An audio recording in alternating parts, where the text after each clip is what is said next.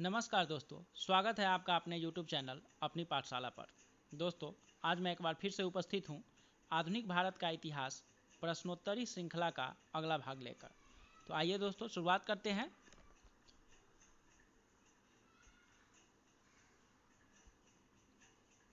आज का पहला क्वेश्चन है, फॉरवर्ड ब्लॉक संस्था के संस्थापक कौन थे? इसका उत्तर है दोस्तों सुभाष चंद्र बोस। आइए थोड़ा विस्तार में जानते हैं।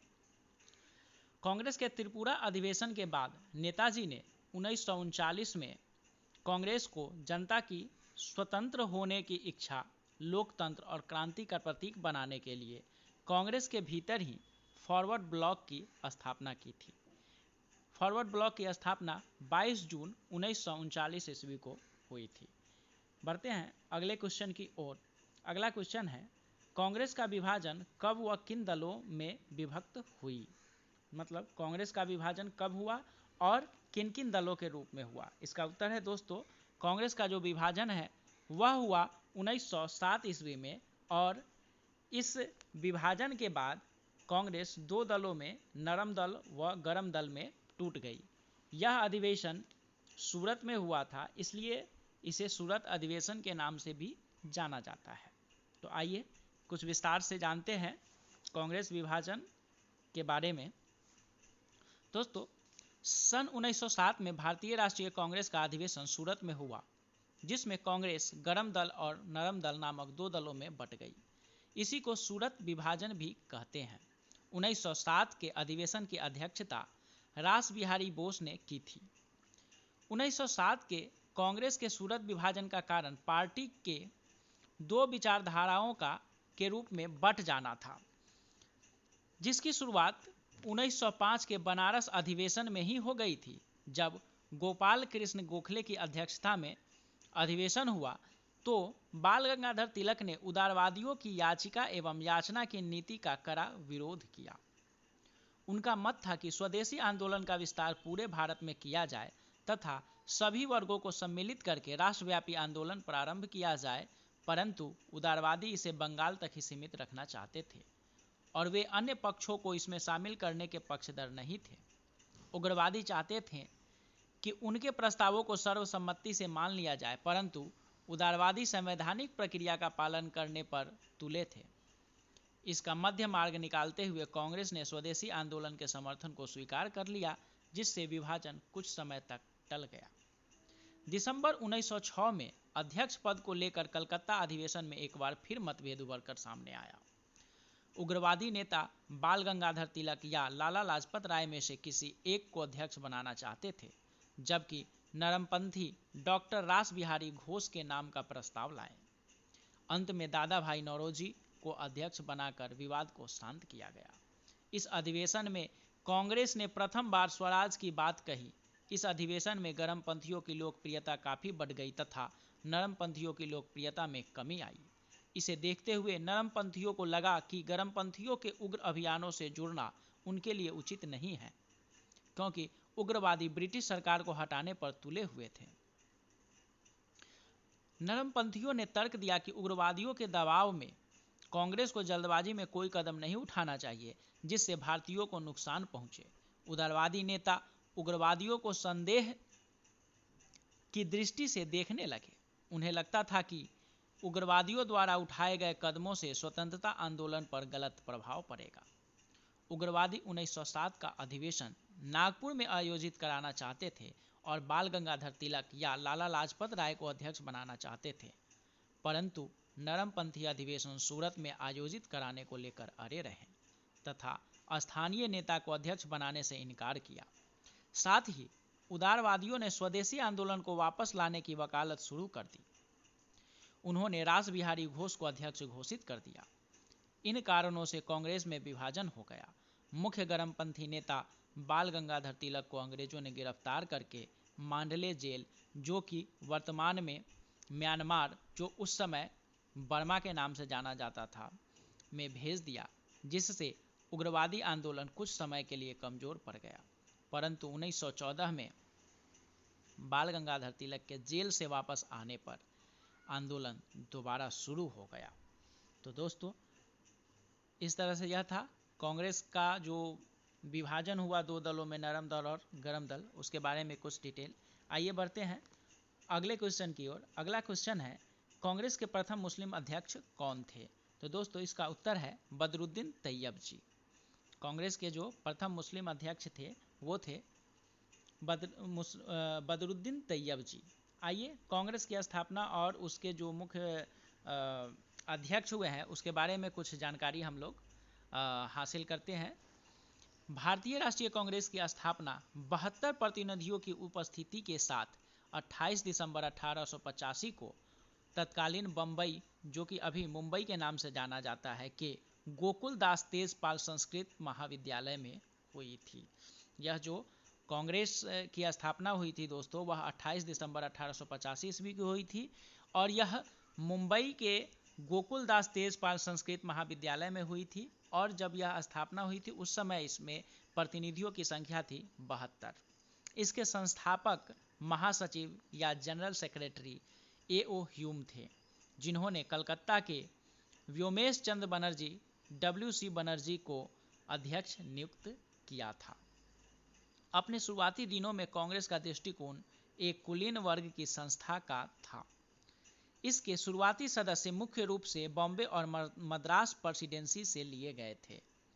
कांग्रेस में स्वराज का लक्ष्य सबसे पहले बाल गंगाधर तिलक ने अपनाया था। बाल गंगाधर तिलक ने ही सर्वप्रथम स्वराज का लक्ष्य पर बल दिया था और यह कांग्रेस के 1905 में जो अधिवेशन हुई थी बनारस में, उसमें बाल गंगाधर तिलक को जो थे उनको अध्यक्ष बनाया गया था।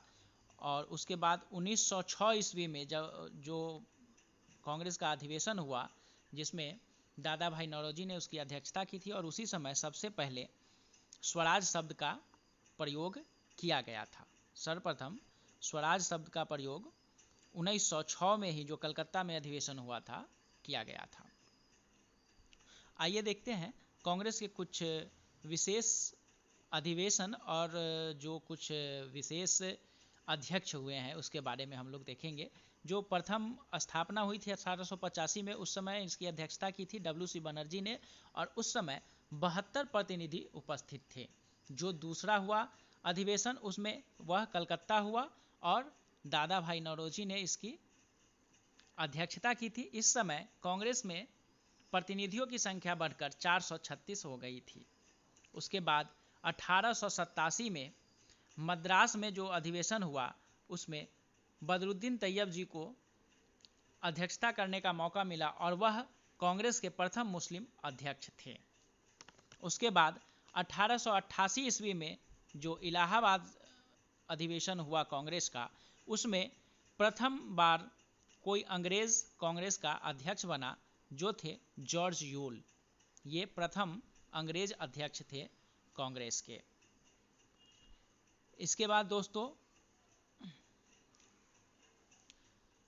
जो 1905 ईस्वी में बनारस अधिवेशन हुआ, इसमें गोपाल कृष्ण गोखले ने अध्यक्षता की थी। इसके बाद 1906 का कलकत्ता अधिवेशन जो कि दादा भाई नौरोजी की अध्यक्षता में हुआ था, स्वराज शब्द का प्रथम बार प्रयोग किया गया था और मुस्लिम लीग की स्थापना भी 1906 में ही हुई थी।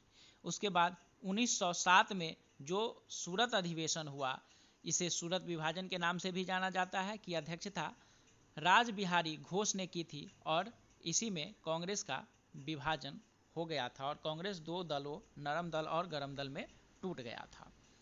इसके बाद दोस्तों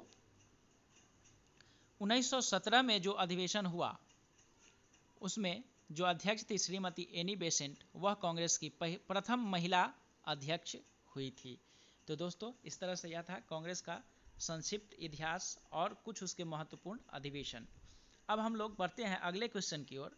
अगला क्वेश्चन है मराठा साम्राज्य के संस्थापक कौन थे? तो दोस्तों इसका उत्तर है शिवाजी, छत्रपति शिवाजी जो थे वो मराठा साम्राज्य के संस्थापक माने जाते हैं। मराठा साम्राज्य का निर्माण एक क्रांतिकारी घटना है। विजयनगर के उत्थान से भारतीय राजनीति में एक महत्वपूर्ण तत्व आया था। मराठा संघ एवं मराठा साम्राज्य एक भारतीय शक्ति थी जिन्होंने 18वीं शताब्दी में भारतीय उपमहाद्वीप पर अपना प्रभुत्व जमाया हुआ था। इस साम्राज्य की शुरुआत सामान्यतः 1674 में छत्रपति शिवाजी महाराज के राज्याभिषेक के साथ हुआ और इसका अंत 1818 में पेशवा बाजीराव द्वितीय की हार के साथ हुआ था। भारत में मुगल साम्राज्य को समाप्त करने के ज़्यादातर श्रेय मराठा साम्राज्य को ही दिया जाता है।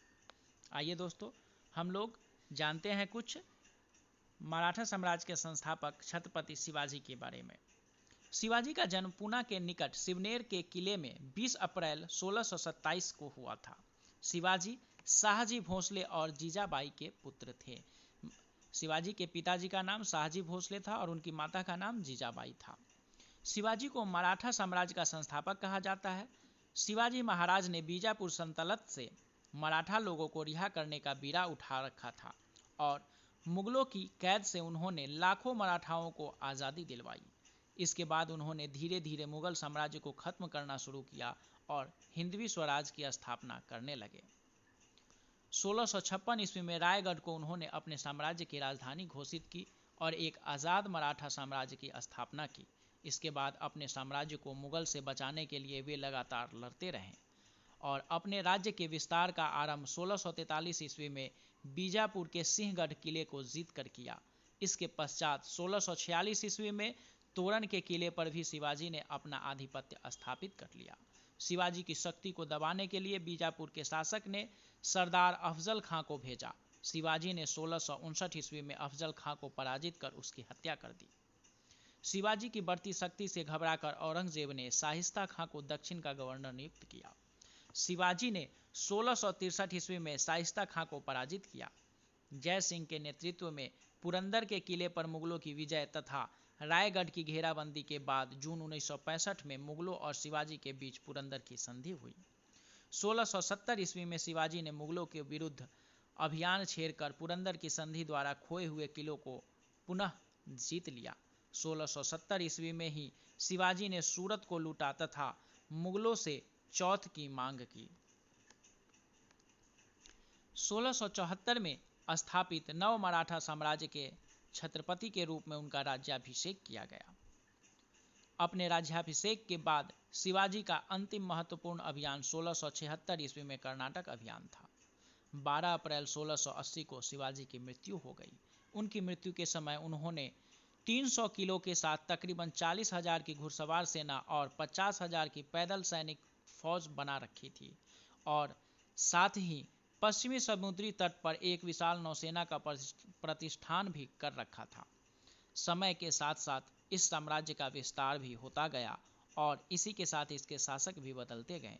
शिवाजी महाराज के बाद उनके पोतों ने मराठा साम्राज्य को संभाला और फिर उनके बाद 18वीं शताब्दी के शुरू में पेशवा मराठा साम्राज्य को संभालने लगे। तो दोस्तों, ये थी मराठा साम्राज्य, उसके संस्थापक के बारे में कुछ जानकारियाँ। तो दोस्तों, आज के वीडियो में बस इतना ही। मिलते हैं एक अगले वीडियो में कुछ और नई जानकारियों के साथ। तब तक के लिए नमस्कार दोस्तों, अगर यह वीडियो आपको अच्छा लगा हो तो वीडियो को लाइक करें, चैनल को सब्सक्राइब करें और इसे ज़्यादा से ज़्यादा शेयर करें। धन्यवाद दोस्तों।